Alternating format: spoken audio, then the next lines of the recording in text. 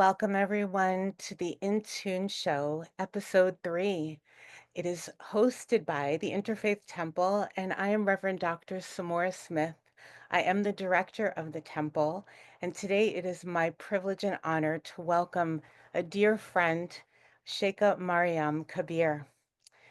My beautiful guest today has been on quite the spiritual journey throughout her life. Born in Hollywood, California, to a liberal Jewish family, she was guided by the light of God to seek truth and to continue journeying towards the divine presence, regardless of the challenges and obstacles that many who seek awakening may encounter. As Miriam ventured out to various spiritual centers around the world, landing on the threshold of many great teachers, she found the deepest expression of light amongst the wise men of al-Islam and embraced the Sufi path without resistance. Sheikha resides in Philadelphia with her brilliant son, Issa. However, she's often traveling somewhere in the world, spreading peace and goodwill.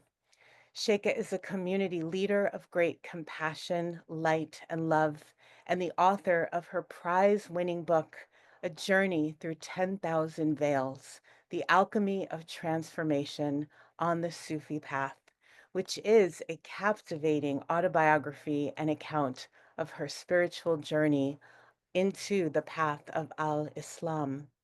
So join me in welcoming Sheikha Maryam. It's so beautiful to have you here. Alhamdulillah. Beautiful to be here. It's a blessing to unite in the light. Yes, it is. A'udhu billahi minash shaitan nirajim. Bismillah irrahman nirrahim. Alhamdulillahi Rabbil Alameen. Ar-Rahman, Nir-Rahim, Maliki Yawmiddin.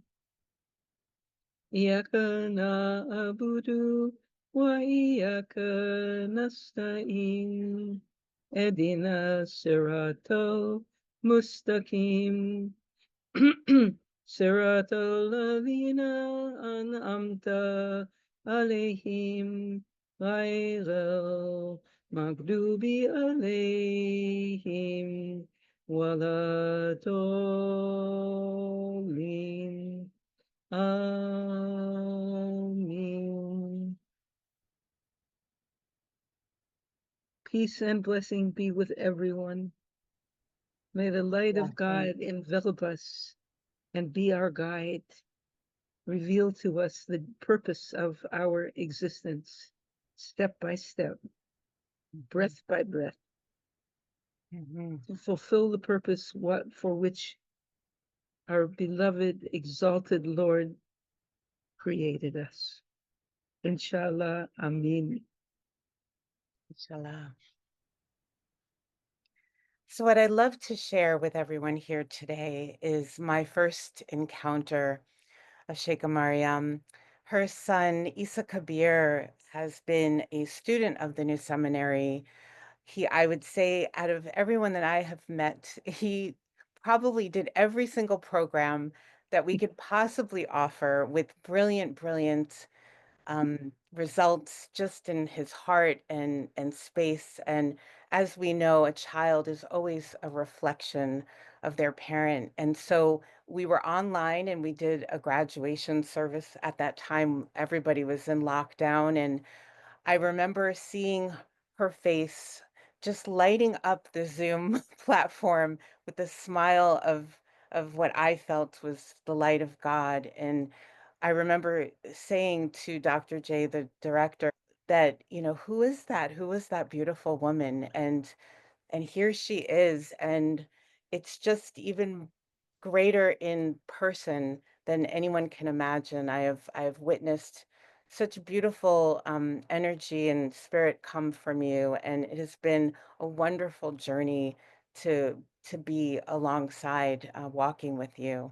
And so, part of my wish here on this platform is to bring inspiration, to bring a message to the audience, whoever comes and witnesses us here, and just to have that experience of you.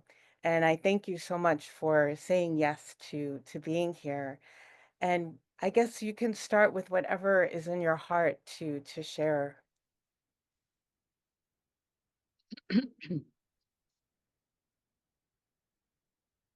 My heart is our heart, Mm. and our heart is filled with hope and light and faith in the infinite power and grace of the creator of us all. The divine qualities are really actually endless, but we learn about them as we remember God more and more deeply.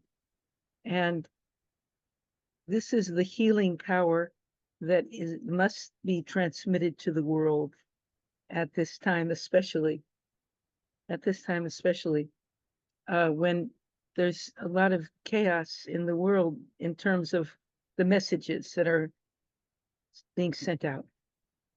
And I haven't seen a time that where so many words were spoken that were unsettling.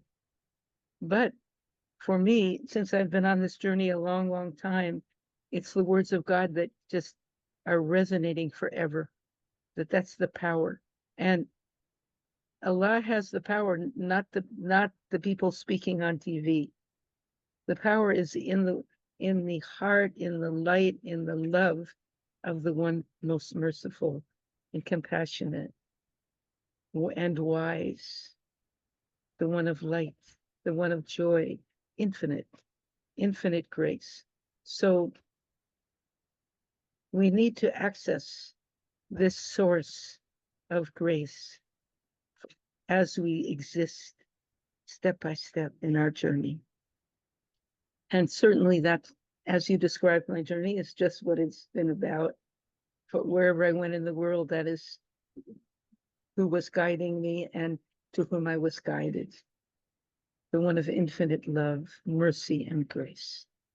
And so I think that's entirely our focus in terms of what are we doing here? What can we do? How can we help the world at a time like this? And I'm going to quote what Bawa said to us throughout our years with him. Our Sheikh, I have been with several wonderful guides. I'm now speaking about Sheikh Bawa Muhyiddin, radiallahu anhu, peace and blessings be upon him. And I embraced Islam formally in Palestine as God willed, the land of Palestine. I, as a Jewish girl from Hollywood, embraced Islam in not only Palestine, but in a place called Masjid al-Aqsa, where what we understand is that as the Holy Prophet Muhammad was ordained to make the celestial ascension, it was from this place. He traveled from Mecca and Medina to Jerusalem and to this mosque we're describing. And there was welcomed by all the prophets in an assembly. And he was taken by the angel Gabriel, to the front of the congregation to lead all the messengers in one assembly. This is a key element because it means that in whatever religion we may think we're in, we're part of one divine assembly. And that's the answer to all the problems that the world is facing now. We cannot kill anyone. We cannot cast doubt on anyone. We have to look for the light of God in everyone and join together. That's what my journey has shown to me. And so when having been in this amazing place called Masjid al-Aqsa, um, at in honoring the fact of what had happened here, that I hardly could imagine that 124,000 prophets were all assembled, and that the Holy Prophet Muhammad, the last of the prophets, was ascended from this assembly after leading everyone in prayer into the divine presence. So this, while I saw it and felt it while I was there, it took me many years to go deeper and deeper into it, to understand what this really meant to me and my life, and to everyone who I meet on the spiritual journey. So, in any case, having received this bounteous treasure, I was then guided back to America. I was guided through the land of Bulgaria on the train, and the train was stopped for a couple hours. So I just went out of the train onto the grass nearby, did my salat, my prayers. It seems to me that about 100 people came running to me, not to attack me, but to embrace me. And they were all people who believed in God, and it was illegal to pray in that place at that time. They were so happy to see a person praying. And as I am, so happy to be praying and to see other people praying. So that was on the journey, and I was then guided to through New Mexico, where I had left from, and to Philadelphia, where I had the book I had received from Sheikh Baba Muhyiddin was given to me, radiallahu anhu, by someone who's now the head of the Global Security Institute, Jonathan Granoff, otherwise known as Ahmed Muhyiddin. And I met him in Colorado at a Buddhist gathering, and he was speaking about Baba's teaching to the community, but he was completely focused on me, I think. And then I felt that it was not a place for me to remain for too long, and I got up and hitchhiked to New Mexico, where I was told I should go. He asked, where did I go? He asked some people. They said that I hitchhiked to New Mexico, and that's what he did. He hitchhiked to New Mexico to give me the book of Sheikh Baba Muhyiddin, radiallahu anhu. And so that was a great treasure, and that's what guided me to see the Sheikh at the moment that God ordained it. And so much happened in his presence from the very beginning. I will tell you the second dream I had as soon as I met him, and it was that I entered a mosque. It was actually built by him and the community in Sri Lanka, and it was called Mankuban. I entered the building, and it was so powerful and so deep, profound. It was so profound, that whatever space it was, and I started walking across the space, step by step, took all the strength I had, and I saw the very person who brought me the book sitting on the ground leading zikr, Ahmed Muhyiddin. But I kept walking, and several people came to me and said, aren't you, can you teach us prayer? Can you teach us how to pray? Please teach us how to pray, they say, right? I said, yes, at the next time of prayer. I continued walking, and then I saw like an illuminated stairway rising right up in this very powerful building. At the top of the stairs was the most beautiful woman making prayer, making salat. The most beautiful woman. That was Maryam radiallahu anhu, mother of Issa alayhi salam. And the whole, everything was illuminated by by her presence and her prayer. Um, while speaking with Bawa soon after, radiallahu anhu, I told him this dream, and he said, "You are directly connected to this woman. That's what brought you here." So there is this deep connection. And now, only a few days ago was the 50th anniversary of the building of that center in Sri Lanka, and we were watching, many videos of different aspects, and I was, and the translator of the book I was working on with him was telling a story about about the presence of Mariam in Mankamban. And after the meeting, I told him my dream, which he loved, but it's very significant, actually, just about connections. This is how we're connected here, you know. And so he said, that's what brought you here, is your connection to Mariam.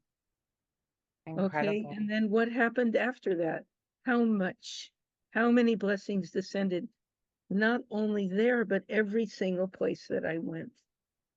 We were all together, the holy beings, and then another thing Bawa would say to me, read on a daily basis, Mariam, where is Issa? And I can only say that I felt that the Sheikh, the holy, holy, holy Sheikh, had his eyes on the boy that I would give birth to. Yes. At the time as Allah willed. So the main thing that I'm saying now is that's just in the last week we've been watching these videos about this incredible place and the presence of the mother of Jesus in that place, and then my intimate experience with the light of Mariam and how it Incredible. relates to the story, the ever unfolding story. Yes, the ever unfolding story. And as a young girl, how Yes. did you or can you recall any moments where you felt that call deeply and maybe didn't even know what it was? Like for people that might be here wondering what is it like to have that awakening? What does it feel like? Yes. Um, our understanding in our tradition Mhm. is that before we came into this world, we were in another realm, a holy, very holy realm. It's called the world of souls, Alam ul Arwah, world of souls. And we were all assembled together there in the divine presence. And then God said to us, am I not your Lord? In other words, asking us to bear witness to his divine power and grace. And we all said together, we bear witness. Yes, we bear witness. And what we're told about that is that we were all there together, but some people we were standing closer to, possibly. And when we meet them in this world, as we did between you and me, we feel that connection immediately that comes from our connection in the world of souls. So that was a knowledge or an experience that I felt before entering this world. And as I was walking into the experiences of this world, my heart was filled with a certain memory, living memory of that gathering. And as I've been guided around the world, it's not that I'm meeting strangers. I'm meeting beloved companions, that with whom my soul is united. And we're all getting together in this world to reaffirm what we said before and who we were as we were in the divine assembly, who we are now, So it's not like you meet some, you know, person from another country or whatever, you know, another religion. That's not what it's about.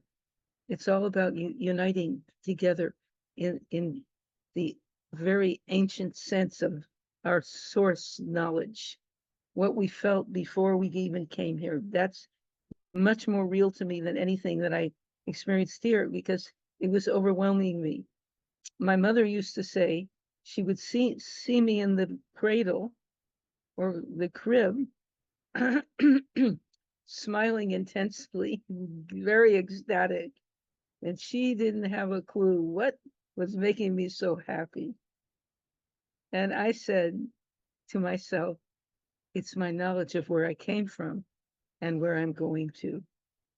And then every step of the way was just a reaffirmation of that divine intermingling, that connection that we all have with our source. And I was guided then from a very, very young age to make the journey. I also saw dreams in my early days of the ancient ones surrounding me, the ancient teachers, the angelic beings blowing or praying over me and bringing me to life like that with their prayers. So that seeing them there was just absolutely impressive to my soul, that I felt them there. In other words, all those holy ones that I met later, I saw in my dreams as a very small child. And that's why my mom saw me smiling. It wasn't anything in this world that made me feel that way. And yet, that atmosphere was filling the room where I lived. And I used to do lots of painting, writing, etc., from a very young age because those, I was guided to do so by that feeling of the blessed ones together with me and surrounding me. At the age of 5, I became an actress. I mean, I was trained by very well-known people in Hollywood for some reason. Who knows why? And they were teaching me to speak, to act, etc. And um, and then at the age of 12, I was guided to a theater company in what they call the San Fernando Valley, and it was called the Alley Theater, Alley in the Valley. Okay. I love it. And the people in charge were not American. They were from other countries. Mhm. And how did I even find that theater company? I have no idea. I was a 12-year-old girl. I was going to junior high school, but I was guided to that gathering. And they knew that I was supposed to be there and would play many different roles. And as they told me what to do and what roles to play, I would gaze out at the audience and see the light of God in their eyes, in their face, in their hearts. And that was training for me at a young age, 12, to then go on and speak to people around the world while gazing into their souls. Incredible. And at that time, the assistant director gave me a scroll. He made a scroll for me of an ancient man in a long robe with a staff and lantern and Mhm. a long white beard walking in the mountains. And it said, "Seek, and the truth shall make you free." And so I'm telling you what I heard and what I saw at a young age on the journey, which made absolute impression, as a definitive guidance of what I was supposed to do in my life. That's what made me know I will be traveling around the world on this journey, and that the ancient man is me more than 12-year-old girl in Hollywood. At sometimes in the future, I was speaking at a big assembly, and I remember this in Cape Town, South Africa, and the imam was I was speaking to 350 women, and he said, I was sitting with several friends from different countries. Then when he was introducing me, I was kind of the speaker there. He says, we have a really amazing guest here, like from a star from Hollywood or something like that. You know what I mean? Yes. And that's not who I was. That's not who I was. I was a seeker of eternal truth on the journey. And if I was supposed to speak, it would be about that. Now, when I came to that masjid, that mosque in South Africa, that was a couple of years ago, I had no idea what I was going to say. Like today, I don't know what I'm going to say. The words come, they flow like a river. But I looked at the building that we were entering, and it said Masjid al-Quds, which means holy mosque, but it's connected to Masjid al-Aqsa, where I so deeply embraced the journey in Jerusalem. And so and this was later, it was many years later. So I said, then I'll talk about that. And there were like these beautiful women from around the world. And we talked about how all the prophets prayed together, how all the believers are assembled in one assembly, and how we're all praying to one God. We're on an exalted journey that unites us all in our ascension.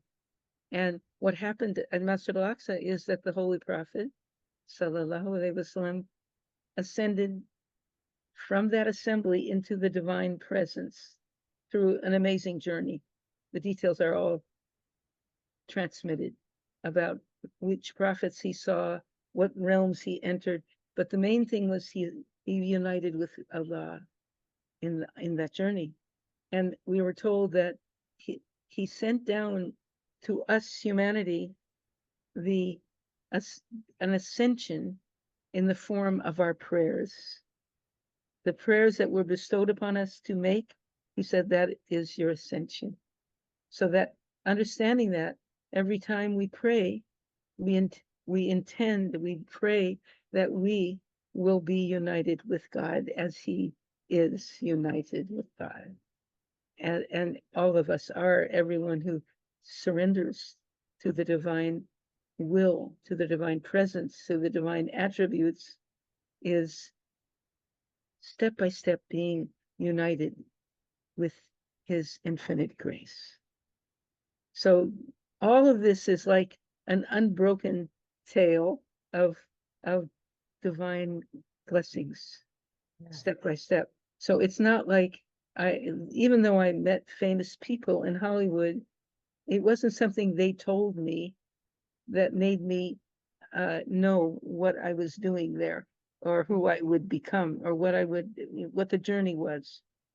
Now, Sheikh Baba Muhyiddin radiallahu anhu, like our holy prophet Muhammad sallallahu alaihi wasallam, was in quotes unlettered. They didn't read books, but what amazing teachings poured through them for us forever. So this teaching is coming from the divine source, not from something someone else wrote in a book and we read it and then we passed it on, as people do in academic realms. You read Yes. a book and then you write about it. But Yes. in this case, it's a transmission from God. And I felt that my journey was like that. It was all, and still is, it's very much still is, reception of this transmission of light, of grace, of love, of blessing, of beauty, all these qualities. And in this, if you see the wars that religions have had, it just indicates that they're not focusing on the one God that unites us all. There should be no wars between one religion and another, or between even one person and another. That's not the path that we're being guided on. I It's all agree. about unifying in the divine attributes and praying for guidance, that each and all of us may fulfill the purpose for which we were created by the one most merciful most gracious, most loving, and most kind. Mm. So when you are around different groups of people that are seeking guidance or possibly seeking a path, what would you advise one on the path if they're not sure, what they believe or what lies ahead? What does a guide like you advise? Let us unite in the light. Mhm. It comes from our unity, from our unification in the divine presence. It's not, I'm not saying do what I say. I'm not telling you I'm, a well known teacher. That is not the message. The message is that God is the one, Allah subhanahu wa ta'ala has infinite power and grace and purpose and knowledge of exactly what we're all doing here. We don't. We don't know. It's that I felt that presence so strongly as even from the time I came in here. Now, anyone who starts to remember what happened before we came here, and it's if it goes along the level that I was mentioning, of a being in the divine presence, then wherever we go, we turn back to that. We see that. Like, let's say you go into nature. In Arabic, it's called fitra. You see the beauty of nature. God created that beauty. God is manifested. Allah is manifested in all that He created. And so the way to come to know Him is by beholding, this is what it says in Quran, behold the signs of God, of Allah, in the horizons and in yourself. Behold the signs. So what each of us does to follow that advice is is significant. And I think each of us, in accordance with how we've been guided by the divine guide, will then behold these signs in the way that's in accord with what He's been revealing to us, what has been revealed to us throughout our journey. And interestingly enough, Issa, my son, has been in school for so long, uh, getting different degrees of understanding, of acceptance, of guidance, whatever he gets in school. But I very rare, I skipped the sixth grade, I skipped the 12th grade, then I went and also I was acting in theater and with the arts throughout. And then I was guided I went to UC Berkeley, but right there again, there was another theater company, Floating Lotus Magic Opera Company. Oh, And they made a movie of us, or many, we were filmed, but in one of them, we were living out in the wilderness and walking together with our dear beloved companion and guide.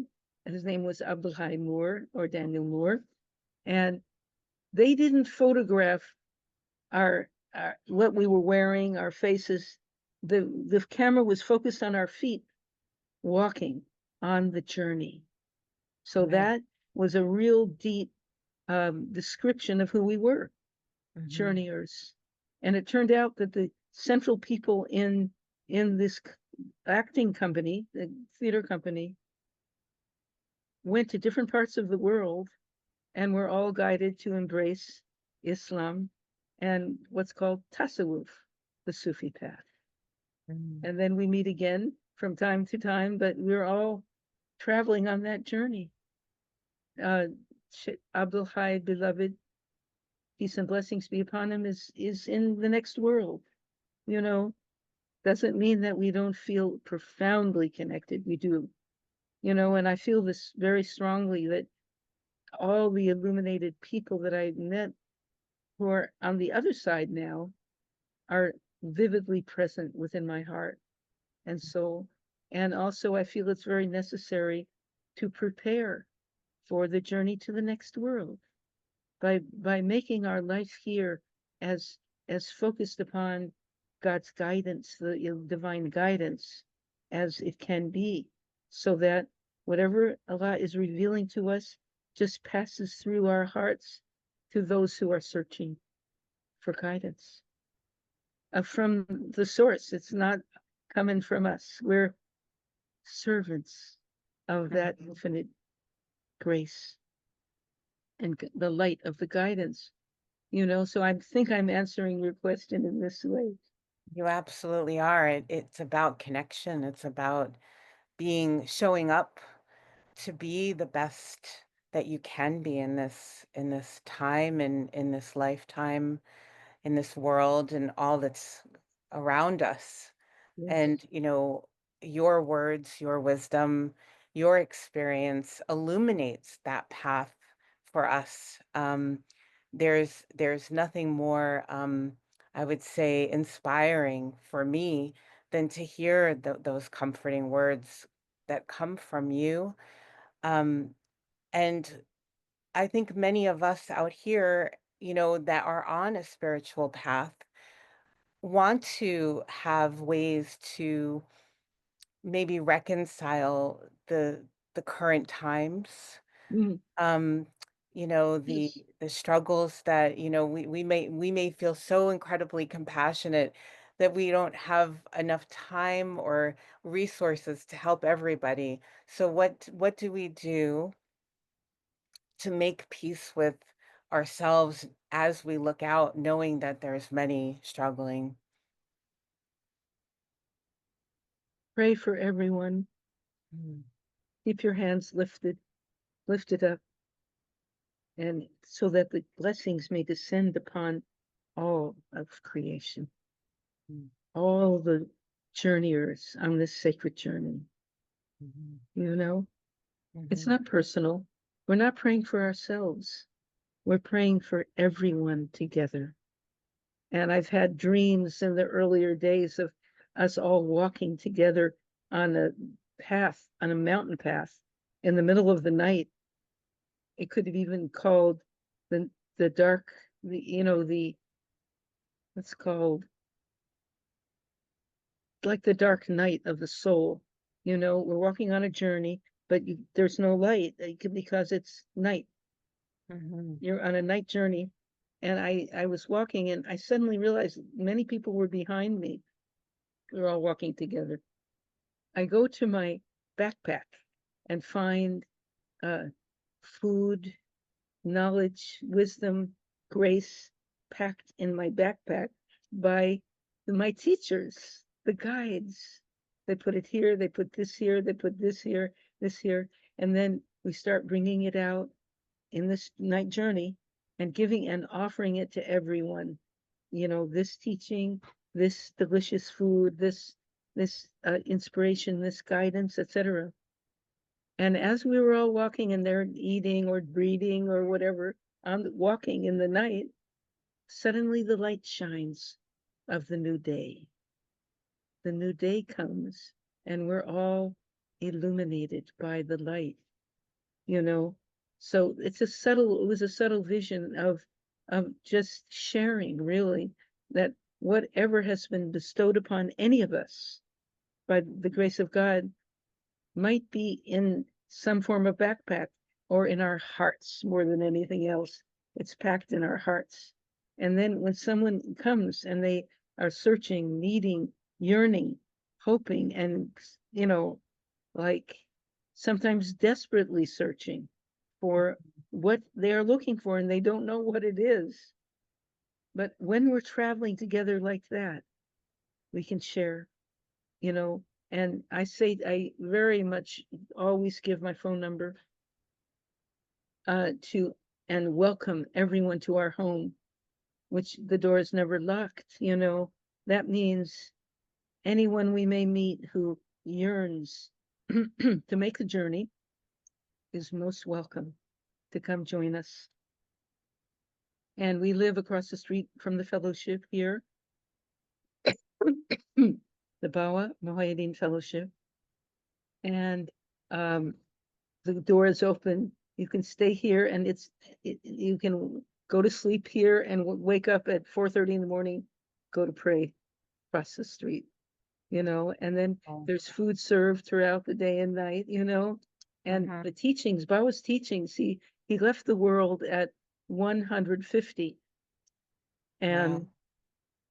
some several years back, uh, and those his words are very perfectly transmitted throughout the day and night, 24/7. So everybody who knows how to turn on a computer and go to the website can access that knowledge.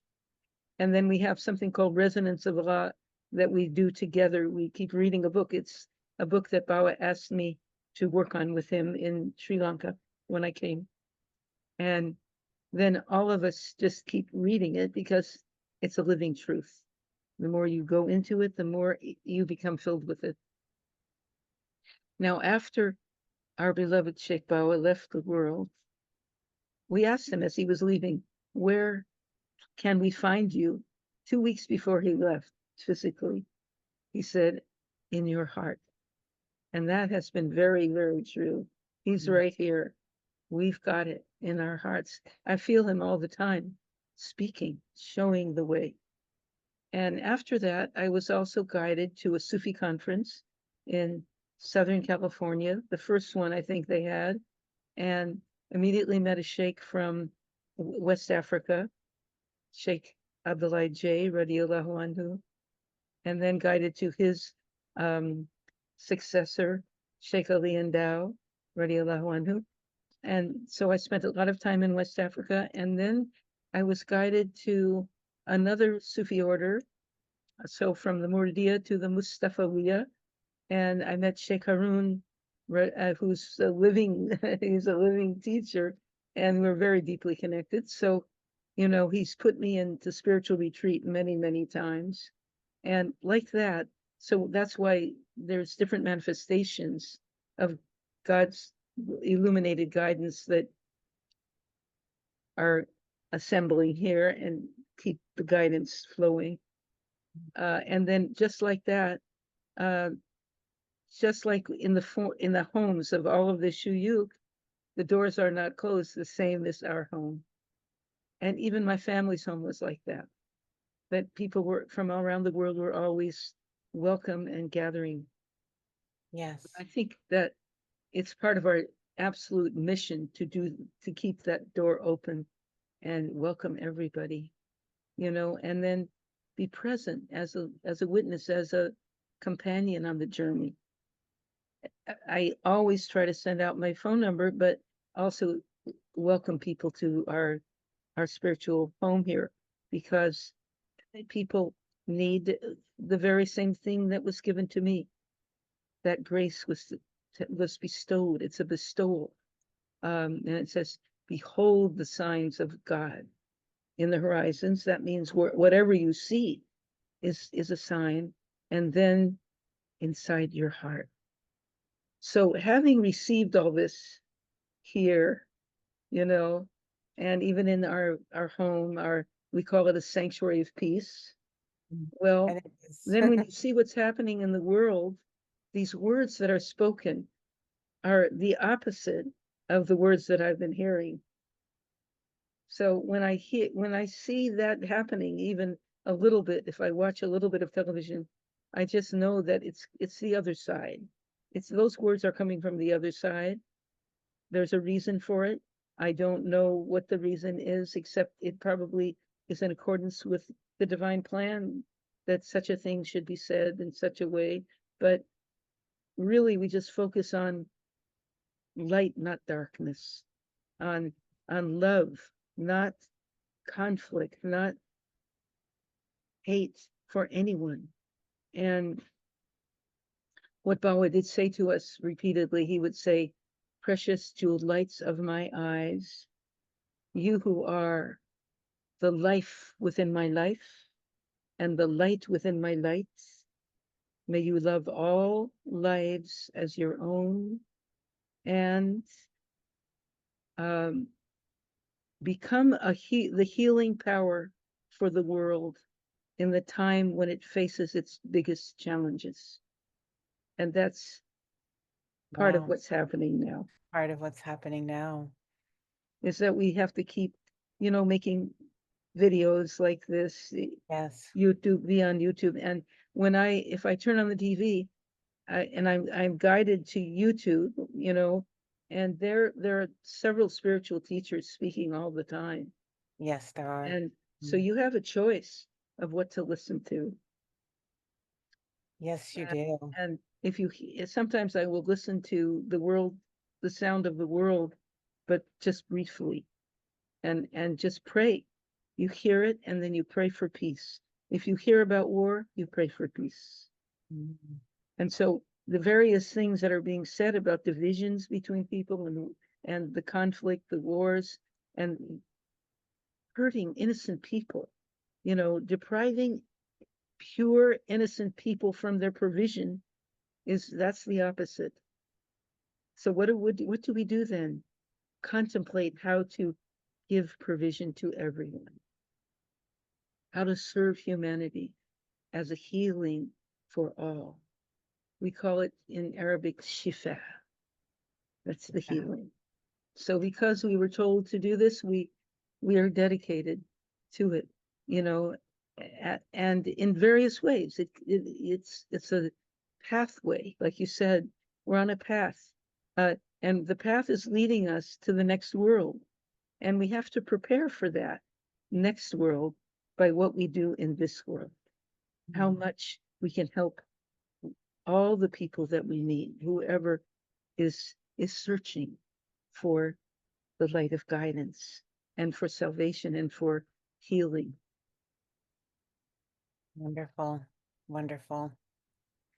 And so before we go, any final inspiration that you wish to share that comes from your heart? It's the living truth of our prayer to God. As much as we pray in the way that we pray, in the language that we pray, as much as we truly dedicate our existence to the living prayer for all, God will show us what he wills us to do. The one of infinite mercy will pour his mercy upon us and share that light with those that we meet, so that they can look. And sometimes people come, for example, we have booths in shows, we set up our goods. It's called Kashmir Dream Treasures from the Silk Road. We're Silk Road traders, okay? I have a show coming up next week called Philadelphia Flower Show. We Mhm. set up our booth. Then people, and we have beautiful artifacts from Kashmir and elsewhere, made by people often oppressed, such as the Kashmiris are. And how they respond is by making the most beautiful tapestries, Mm. mostly of the tree of life. You have a tree with flowers blooming and birds singing, and it's all about unity and mercy and grace. You know, that's their response, and it should be our response. How do we respond to challenges? By manifesting the tree of life as uh, an all-inclusive celebration of grace, that in which all humanity is united as much as they can be. It depends on the person on the journey, what they're looking for. Those who are searching for it, we can all unite definitively. So, like that, as we continue to make the journey and honor and in amazement how each person turns up. How did we meet? How Issa was supposed to go to the Hartford Seminary, as the next step of all of his degrees, right, for a doctorate there, and they Yeah. they stopped their doctorate program. So Issa and I both looked on the computer at the very same moment we found the new seminary, exactly at that moment. And then he was guided there definitively. And we met you. You understand? This is the deep heart of this matter here. We met you Yes, there, and our hearts are unified. They're merged in the love of God. And then Issa was doing his doctorate lecture somehow, and let's see, he read from my writing, I think, or something like yes, he that. shared your wonderful book of Oh, he your read from my book, and and also showed us the drawings and the things that you channeled on your journey. Unbelievable. Yes. and you see, I was then given a doctorate for Yes. that. He Yes. used my work, but he didn't intend that. He wasn't asking for that. But that's what Allah gave to us to say, yes, this is this is has been received. This has been acknowledged on the path to God Mm-hmm. as a message of divine beauty and grace. And right now, there's wonderful people in Canada. They also live in Medina. They also live in India. A wonderful woman, the mother of these wonderful children. She has that big, huge tome that I made. She's publishing it now. Wonderful. Well, we look forward to it. And also for the audience, I will share how you can get in contact with Sheikha. Again, I just want to remind everyone that I am Reverend Dr. Samora. I am the director for the Interfaith Temple, and we are the ordaining body for the new seminary. And Sheikha Maryam, thank you so much for your divine grace and wisdom and love and as you always say, our heart is one heart. And we feel that today. And I will make sure to share your book and how people can message you or contact you. Yes. And also look forward to an evening with Sheikha, which I would like to schedule where people can Okay. sit with you and ask questions and Yes. offer that virtually. And hopefully, sooner than later, we will do something in person Wonderful. because That would be great. there's nothing like that presence that we all bring to each other. And let me finish with a prayer as usual. Please. We open and we close everything with prayer. Dearly beloved Allah, infinitely merciful, infinitely gracious, infinitely beautiful, light upon light, our exalted source to whom we return, purify our hearts and souls and bodies and minds that we may truly serve you and fulfill the purpose for which you created us. There are no words to express the awe and joy and grace that we feel in our journey back to you, coming from you and returning to you. And may we help as many people as possible to make this blessed journey all together in your embrace. Carry us through everything we go through with the embrace of your love and the light of your guidance. Amin, Amin, Ya Rabbil Alameen. Peace and blessing be with everyone. Love and light fill your hearts. Let us meet on this sacred journey, however we can, wherever and however, and call anytime, night or day, especially if you need guidance, and we can pray for it together. Inshallah. Inshallah. Amin.